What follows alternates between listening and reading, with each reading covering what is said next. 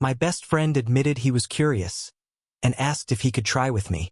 I've always believed that friendships, the deep kind, are built on silence as much as words.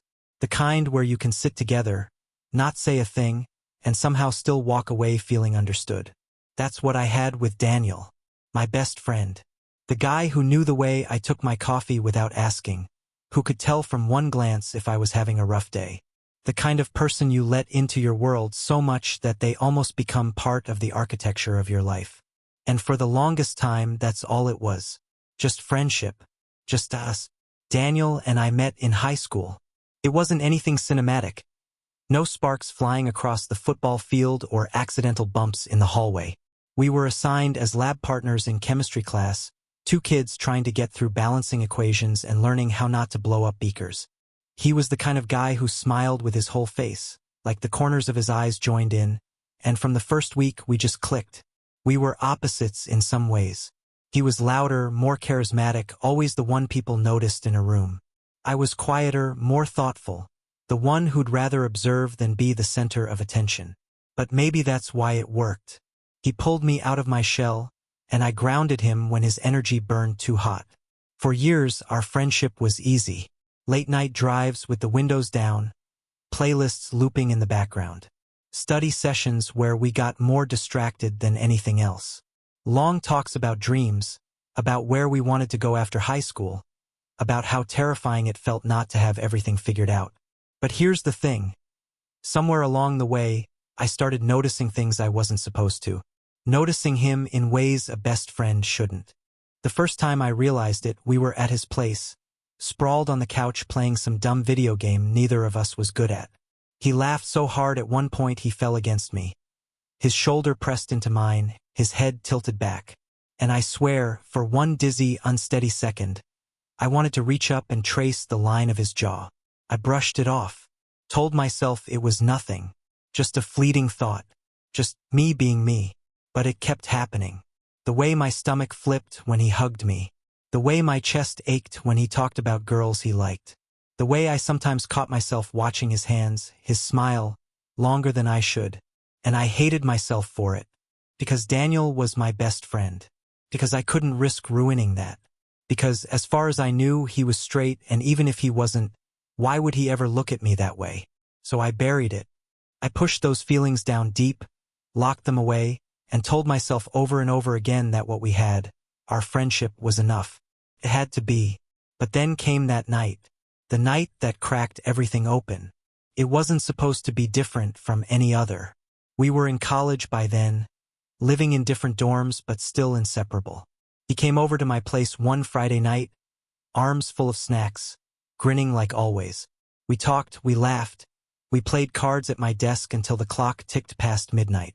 At some point, the conversation drifted, like it often did, into deeper waters. About relationships, about how confusing they could be, about the weird in-between space of figuring yourself out. I remember I made some joke about how unlucky I was in dating, and he got quiet. Not awkward quiet, but thoughtful, hesitant. And then he said it. You know, sometimes I wonder. I looked up, confused. Wonder what? He shifted in his seat, tapping his fingers on the table. He didn't look at me at first. When he finally did, there was something raw in his eyes, something I'd never seen before.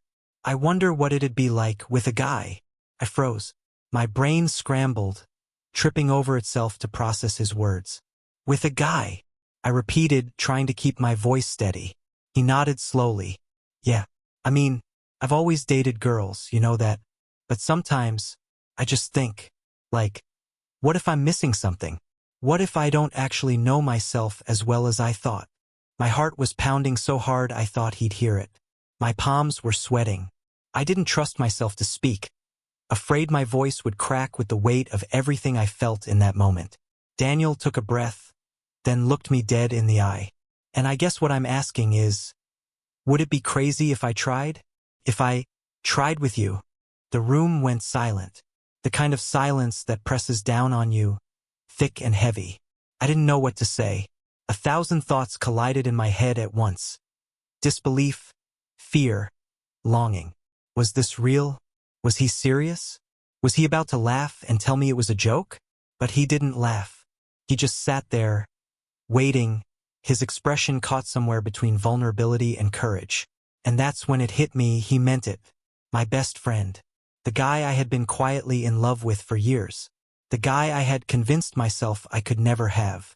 He was sitting in front of me, asking if he could cross that line. And I didn't know if my heart could take it. I must have sat there staring at him for longer than I realized, because Daniel shifted uncomfortably, rubbing the back of his neck. "Look," he said quickly. "You don't have to say anything. I know it sounds crazy. I'm probably just overthinking. Forget I even said anything." But I couldn't forget.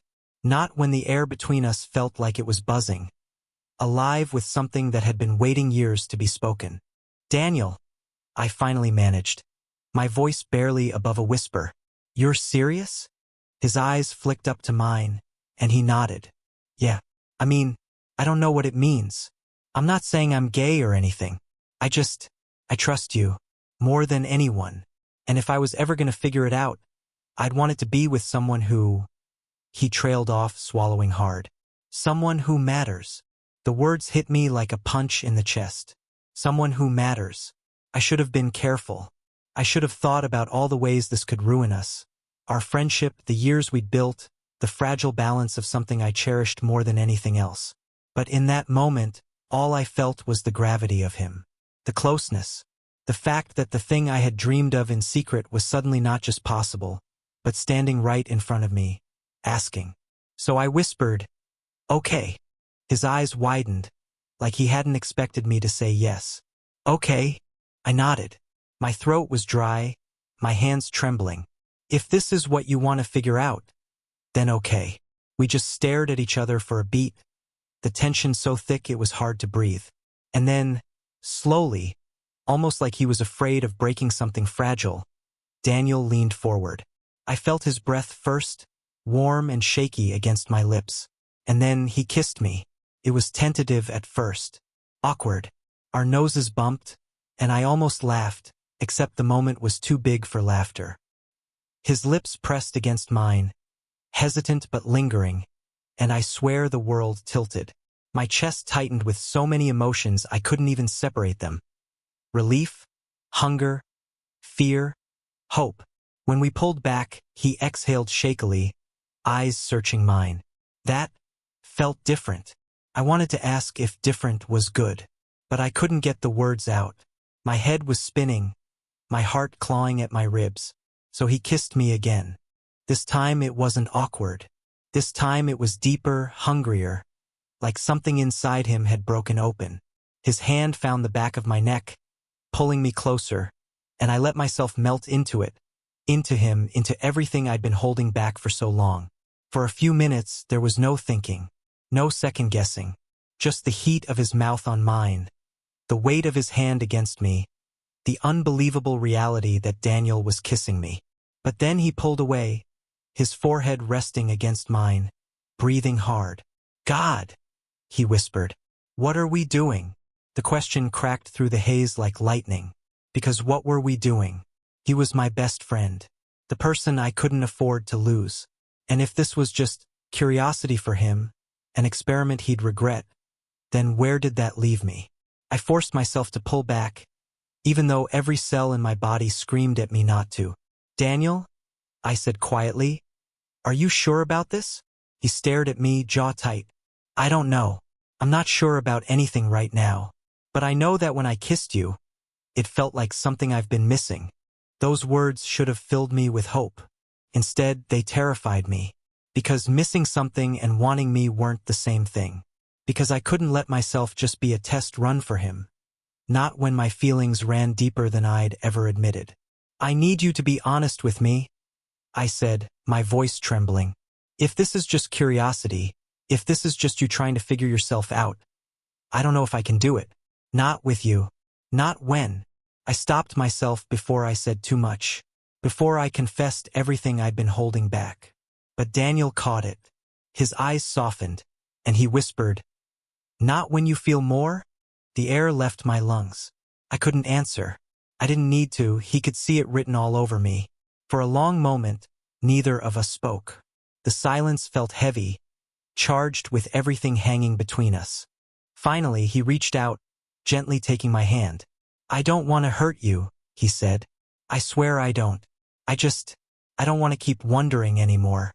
And with you, it feels safe to figure it out." His thumb brushed over my knuckles, and I thought about all the years I had wanted him. All the nights I had lain awake, wishing for something that felt impossible. And now, here he was, asking if he could try with me. It was reckless, dangerous, but the truth was I couldn't say no. So I whispered again, softer this time, "Okay." And when he leaned in to kiss me again, I let myself fall. We didn't sleep much that night. Not because of anything physical, not really, but because once the dam broke, neither of us could stop.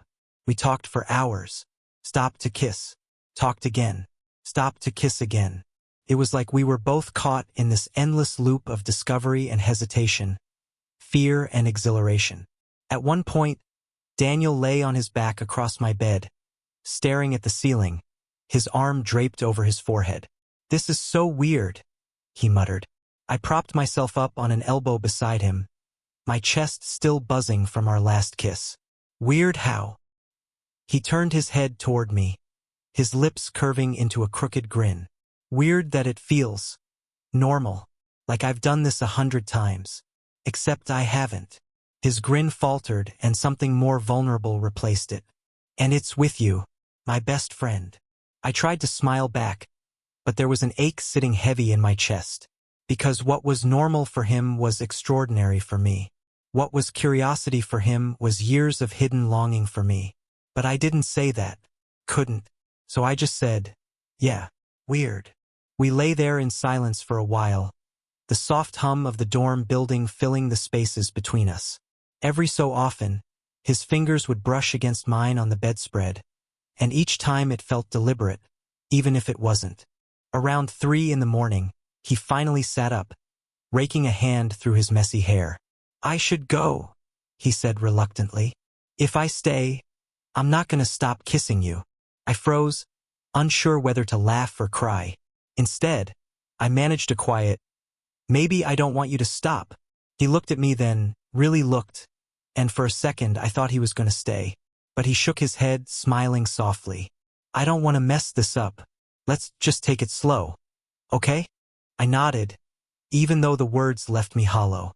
After he left, I sat in the quiet, replaying every second in my mind. His lips on mine, his voice admitting he wanted to try, his hand holding mine like it meant something. It was everything I'd wanted. And yet, beneath it all, there was a gnawing fear, because I knew what this was for him. An experiment, a question mark, a test, and tests end. The days after were strange. We acted normal around our friends, but when it was just us, the air felt charged, like we were carrying a secret too fragile to touch. Sometimes he'd brush against me accidentally. Sometimes I'd catch him staring too long before looking away. And sometimes, late at night when it was just us again, we'd cross that line all over. The kisses never stopped, but neither did the uncertainty. One night, about 2 weeks later, we were sitting on the hood of his car, parked at our favorite overlook just outside campus. The city lights stretched out below us, flickering like constellations. Daniel passed me a soda, his expression unusually serious. "Can I ask you something?" I took the can, my stomach tightening. "Sure." He hesitated, then said, "Why'd you say yes?" That night, when I asked. The question cut deeper than he probably realized. I stared down at the can in my hands, tracing the rim with my thumb. "Because you're my best friend. And I trust you." It wasn't a lie, but it wasn't the whole truth either. He studied me for a moment like he could see the things I wasn't saying. "But you don't think I'm just using you, right?" The words caught me off guard. I looked up sharply. "Do you think you are?" He winced. "I don't know. I keep asking myself that. Like, am I leading you on? Am I screwing with your head? But then I remember how it feels when I'm with you, and it doesn't feel fake. It doesn't feel wrong. It just feels like us. Different, but still us." I swallowed hard, my chest aching with the weight of it. "Then maybe that's your answer." He didn't say anything for a while, just stared out at the city. Then, almost to himself, he whispered, "I don't think I want it to stop." Those words lodged themselves in my heart like a promise, even though I knew they weren't. Because wanting something in the moment and choosing it for the long haul weren't the same thing. Still, when he leaned over and kissed me under the glow of the streetlights, I let myself believe, just for that night. But the cracks started showing soon after. There were days when he pulled away, when I'd reach for his hand and he'd shove it in his pocket instead. His smile tight, his eyes darting around like someone might see. There were nights when he canceled our plans, saying he was tired or busy, only for me to find out later he'd gone out drinking with friends. And worst of all, there were moments when he'd look at me, his expression unreadable, and I could feel the distance growing like a wall between us. One evening, after a week of barely hearing from him, I finally confronted him in my dorm. "Are you regretting this?" I asked, my voice sharper than I meant it to be. He sighed, running a hand through his hair. "I don't know. It's a lot, you know? I didn't think it would mess with my head this much." The words stung even though I tried not to let them show. "Mess with your head?" He nodded helplessly. "Yeah, I like it, okay? I like you. But then I wake up the next day and wonder what the hell I'm doing. What it means. If it changes everything. And sometimes I wish I could just not think about it at all." I felt something crack inside me. "Do you wish you hadn't kissed me?" His eyes widened. "No. God, no. That's not what I mean." He reached for me, but I pulled back, unable to bear it. Because whether he meant it or not, the message was clear. I was both what he wanted and what confused him. And living in that in-between, caught between his longing and his doubt, was slowly breaking me apart. The weeks that followed felt like standing on shifting ground. One moment, Daniel was all in, kissing me like I was the only thing that mattered, holding me close, whispering late-night confessions that made me believe. The next, he was pulling away, shutting down, retreating behind jokes and silence as if none of it had ever happened. And I let it happen, over and over again, because every time he came back, every time he touched me, every time he let his guard down long enough to show me that soft, unfiltered part of him, I couldn't resist. I told myself it was enough, that having pieces of him was better than losing him entirely. But I was lying to myself, and deep down I knew it. One night, after he disappeared for days without a word, I broke. I was sitting on my bed, scrolling aimlessly through my phone, when I saw his name light up my screen. A text. Just 3 words. "You awake?" My chest clenched. I typed back, "Yeah." Minutes later, he was at my door. He didn't say much when I let him in. Just sat on the edge of my bed, head in his hands. His shoulders slumped in a way I'd only seen a handful of times. "What's going on?" I asked softly. He shook his head. "I don't know. Everything just feels heavy." I sat beside him, leaving just enough space so he wouldn't feel trapped. "Heavy how?" He hesitated, then turned to look at me, his eyes raw. "I keep thinking about us, about what we're doing, and I'm scared I'm screwing it all up." "Screwing you up?" My heart twisted. "You're not screwing me up." He laughed bitterly. "Aren't I? One second I'm all over you, the next I'm pulling away. I can't figure out what I want, and it's not fair to you." The honesty in his voice cut me open, because he was right. It wasn't fair. I stared down at my hands, my voice barely steady. "Do you want me to stop? Is that what you're saying?" Silence. Then, almost brokenly, "No, that's the problem. I don't want to stop." And then he kissed me again, harder this time, desperate, like he was trying to erase his doubts with the press of his lips. And like always, I let him, because even though his confusion was hurting me, I couldn't walk away. Not yet, but the push and pull took its toll. There were nights I lay awake after he left, staring at the ceiling, my chest aching with the weight of everything unsaid. Nights when I wondered if I was just a placeholder, if he was only using me to answer questions he couldn't ask anyone else. Nights when I hated myself for loving him the way I did. And yet, I loved him anyway. It all came to a head one Friday night. We were supposed to go to a party together. But when I got there, I saw him across the room with a girl. She was laughing at something he said, her hand brushing his arm. His grin wide and easy in a way I hadn't seen in weeks. Felt like someone punched me in the stomach. I left without saying a word. Hours later, he showed up at my dorm again, a little drunk, his cheeks flushed.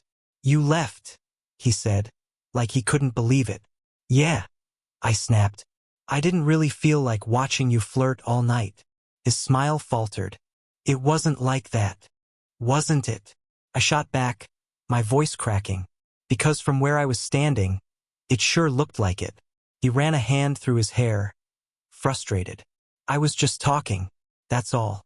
You know it doesn't mean anything." The words made something in me snap. "That's the problem, Daniel. Nothing ever means anything with you. One minute I'm everything, the next I'm nothing. You kiss me, you pull away, you show up at my door like I'm the only person you need, and then I watch you look at someone else like I don't even exist. Do you have any idea what that's doing to me?" He stared at me, stunned. "I didn't know you felt like that." I laughed bitterly, my eyes burning. "How could you not know?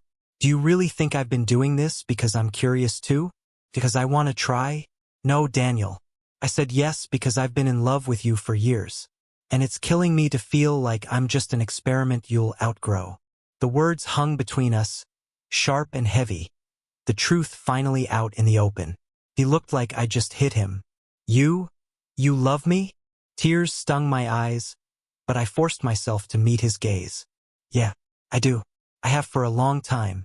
And maybe I was stupid to think this could be anything more than curiosity for you.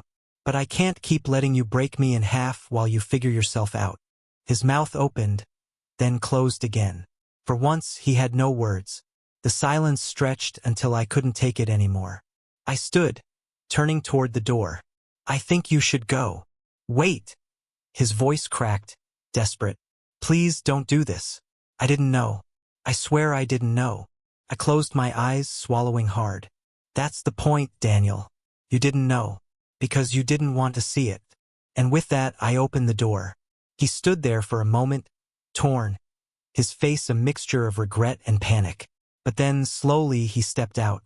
The door clicked shut behind him, and I collapsed onto my bed, tears finally spilling over. For the first time since that night he kissed me, I felt the full weight of what I had risked. And for the first time, I wondered if I had just lost him forever. The days after that fight stretched on like years. I tried to bury myself in schoolwork, in anything that would distract me, but every corner of my life had Daniel's fingerprints on it. The songs we used to play in the car, the bench where we'd sit outside the library, even the smell of his cologne lingering on one of my hoodies he'd borrowed and forgotten to give back. Everywhere I turned, he was there, and yet he wasn't. We didn't talk. Not a text, not a call, not even a glance when we passed each other on campus. And as much as it hurt, I told myself it was for the best. I told myself I needed the distance, needed to learn how to breathe without him taking up all the air in my lungs. But late at night, lying awake in the dark, my chest ached with the silence. I kept replaying it all in my head. The way he looked at me when I told him I loved him, like he didn't know what to do with the truth. The way his voice cracked when he begged me not to end it like that. And the way I closed the door anyway because I had to protect myself. But God, I missed him. About a week later, there was a knock at my door. I froze. For a second, I thought maybe I imagined it. But then it came again, soft but insistent. My heart pounded as I stood, every part of me hoping and dreading at the same time. When I opened the door, there he was. Daniel. He looked exhausted. Dark circles under his eyes, hair messier than usual, hands shoved deep in his hoodie pocket like he was holding himself together. "Hey," he said quietly. I gripped the doorframe, unsure whether to slam it shut or pull him inside. "Hey." We stood there for a beat, neither of us knowing what to say. Finally, he let out a shaky breath. "Can I come in?" I hesitated, then stepped aside. He walked in slowly, like he wasn't sure he was welcome, and sat on the edge of my bed. The room felt unbearably small. "I've been thinking," he said after a long silence, "about everything." I crossed my arms, trying to steady myself. And he looked up at me, his eyes raw. And I'm sorry. For all of it. For kissing you when I wasn't sure what I wanted. For pulling you in and pushing you away. For making you feel like you didn't matter when you're the only person who does. My throat tightened, but I forced myself to stay still. Why are you telling me this now? Because, he said, his voice cracking, I realized something. When you told me you loved me, I freaked out. Not because I didn't want it, but because I think I've been in love with you too. For a long time. I just didn't know how to see it. The words hit me like a tidal wave. My knees almost gave out. Daniel. He stood, closing the space between us. I thought I was curious. I thought I was just trying to figure myself out. But the truth is, I wasn't curious, I was scared. Scared to admit that what I feel for you is real. Scared of what it would mean for me, for us, for everything. He paused, his eyes glistening. But losing you, that scared me more. I wanted to believe him. Every part of me wanted to fall into his arms and let it all be that simple. But the part of me that had been bruised by his confusion, his back and forth, his silence, that part needed more. You don't get to say this just because you're afraid of losing me, I whispered. I need to know it's real for you, that I'm not just some experiment, that you're not going to wake up tomorrow and decide it was all a mistake. He shook his head, stepping closer. It's not a mistake. It never was. I was the mistake. Pretending I didn't feel it, pretending it was just curiosity. But every time I kissed you, every time I looked at you, it felt like the most honest thing in my life. I just didn't have the courage to admit it. Tears blurred my vision. I wanted to believe. God, I wanted to. But I whispered, and if you're wrong? If in 6 months you change your mind? He reached out, gently taking my hand. His voice was steady now, surer than I'd ever heard it. Then I'll still know that loving you was the best thing I ever did. And I'll spend the rest of my life making sure you never have to wonder if you're enough for me. Because you are. You always have been. My chest cracked open. The ache, the longing, the fear. It all surged forward at once. And in that moment, I knew I couldn't keep holding back.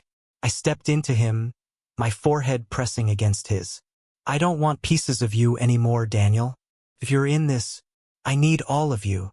His breath hitched, his hand tightening around mine. Then all of me is yours. And when he kissed me this time, it wasn't tentative or desperate or confused. It was certain, solid, like a promise. For the first time, I let myself believe it could last. That night felt like the beginning of something new. After weeks of half-steps and hesitations, of back-and-forth uncertainty, Daniel's kiss carried a weight it hadn't before. It wasn't a question anymore, it was an answer. And though part of me was still terrified, another part finally felt like I could breathe. We lay on my bed afterward, the silence between us softer than it had been in months. His arm draped across my chest, his fingers tracing absent patterns along my shirt. I couldn't stop staring at him, at the way his expression had shifted. Less guarded, more open, like he was finally letting himself be seen. What are you thinking about? He asked quietly, noticing my gaze. I hesitated, then said, how long I've wanted this, and how hard I tried to convince myself I didn't. He smiled faintly, almost sadly. I wish I'd seen it sooner. Maybe you weren't ready, I offered. Maybe, he admitted. But I don't want to waste any more time pretending. He shifted, propping himself on one elbow to look at me. I know I've hurt you. I know I've been a mess. But I want to do this right. With you. The sincerity in his voice made my chest ache. I nodded, afraid my voice would break if I spoke. But as much as I wanted to believe, I knew the road ahead wouldn't be simple. Love wasn't going to erase his confusion, his fear of what people might think, or the years of patterns we'd built as just friends. We were stepping into uncharted territory, and both of us knew it. The following weeks were a test of that promise. Daniel was different. Not perfect, but different. He stopped pulling away when we were in public. He didn't hold my hand out in the open yet, but he didn't pretend I wasn't there either. He texted me first, made plans without me having to ask, showed up when he said he would. And when we were alone, he was softer, steadier, less like someone searching for answers and more like someone learning how to choose them. But it wasn't easy. One evening, we went out for dinner off campus. The waiter, a guy probably a few years older than us, caught Daniel staring when he refilled our drinks. After he walked away, Daniel looked down quickly, cheeks flushed. I tried to keep my tone light. "You okay?" He nodded too fast. "Yeah, just nervous, I guess." It hit me then, this wasn't just about us. This was about him realizing the world might see us differently. About him reconciling who he thought he was with who he was becoming. And that terrified him. Later, when we were back at my place, he admitted it. "I hate that I care what people think," he muttered, pacing the small room. "I hate that part of me still wants to hide." I sat on the bed, watching him unravel. It's not something you fix overnight. You've lived your whole life thinking you were one thing. It takes time to unlearn that. He looked at me, frustrated. "But it's not fair to you. You've been carrying this for years, and now I'm making you carry me too." I stood, crossing the room to stop him. "Daniel, I don't need you to have it all figured out. I just need you to be honest. To not shut me out when it gets hard." His shoulders sagged. "I can try." And that was the truth of it, he was trying. Even when he stumbled, even when the fear crept back in, he kept choosing to try. For me, that was enough. Still, there were nights when doubt gnawed at me. Nights when I lay awake, wondering if I was setting myself up for heartbreak. Wondering if one day he'd wake up, realize this wasn't what he wanted, and walk away. But then there were mornings like the one when I found him asleep on my couch, having come over after a long shift just to see me. His face relaxed, his hand reaching instinctively for mine even in sleep. And in those moments, hope outweighed the fear. It all came full circle one evening about a month later. We were back at the same overlook where we'd first kissed in his car. The city lights shimmered below us, the night air cool and still. Daniel leaned against the hood, his hands shoved into his jacket pockets, his expression thoughtful. "Do you remember the first time we came here?" he asked. I laughed softly. "Yeah, you tried to scare me with that ghost story about the old train tracks." His grin tugged at the corner of his mouth. "And you nearly spilled your soda all over yourself. Because you grabbed me." I shot back, nudging him. The laughter faded, and his gaze softened. "It feels like a lifetime ago." "Yeah," I whispered. He turned fully toward me then, his eyes steady in a way they hadn't been before. "I don't know what the future looks like. I don't know how long it'll take me to figure everything out. But I do know one thing. I don't want to do it without you." My throat tightened. "Daniel, I'm not curious anymore," he said firmly. "I'm certain. About you. About us. And I need you to believe that, even if I stumble along the way." Tears pricked my eyes. For so long, I had been bracing for the moment he'd leave, the moment he'd decide it was all a mistake. Hearing him say he was certain, it felt like a dam breaking. I reached for his hand, gripping it tight. "Then I'm in this too. No more half measures. No more pretending it doesn't mean something." He squeezed back, his smile small but sure. "No more pretending." And when he kissed me under the glow of the city lights, it wasn't the kiss of someone curious or conflicted. It was the kiss of someone who had finally chosen. And for the first time, I let myself believe he might never let go. It wasn't some fairy tale transformation. Life didn't suddenly become easy because Daniel and I had chosen each other. If anything, the real challenges began once we stopped hiding behind uncertainty. Our friends noticed first. They didn't say anything outright, but I caught the glances, the way conversations would falter when we sat too close or the way laughter shifted when his hand brushed mine a little too long. Daniel noticed too. Of course he did, and I could feel the tension in him every time. One afternoon, we were at a coffee shop off campus. We were tucked into the corner, sharing a muffin like we always used to. Except this time, Daniel's knee rested against mine under the table. He was mid-story about some class when a group of our friends walked in. His whole body stiffened, and his knee jerked away. I didn't say anything at the time, but later, when we were walking back to his car, I asked quietly, "Are you embarrassed?" His head snapped toward me. What? No. God, no. Then why do you pull away every time someone sees? He rubbed the back of his neck, frustrated. It's not about being embarrassed. It's about, I don't know. It feels like once people know, it'll change everything. And I'm not ready for that yet. The words stung more than I wanted to admit. So you're ready when it's just us. But when the world's watching, I'm a secret again. His face fell. That's not what I meant. Then what do you mean, Daniel? Because it feels like you want me in the dark, but not in the light. Silence stretched between us. For a moment, I thought he wouldn't answer. Then, softly, he said, I'm scared. Of what people will think. Of what it means about me. But none of that changes how I feel about you. I sighed, my chest heavy. I don't need you to have it all figured out right now. But I need to know I'm not just someone you'll hide when it gets hard. He looked at me then, his eyes raw. You're not. I promise. And I believed him, even though part of me knew the road to that promise would be long. The weeks turned into months, and slowly, Daniel began to change. Not all at once, not in some dramatic declaration, but in small ways. He stopped flinching when his hand brushed mine in public. He let our friends see us walk side by side, closer than just friends should be. He even introduced me once, hesitant but proud, as someone important. It wasn't perfect, but it was progress.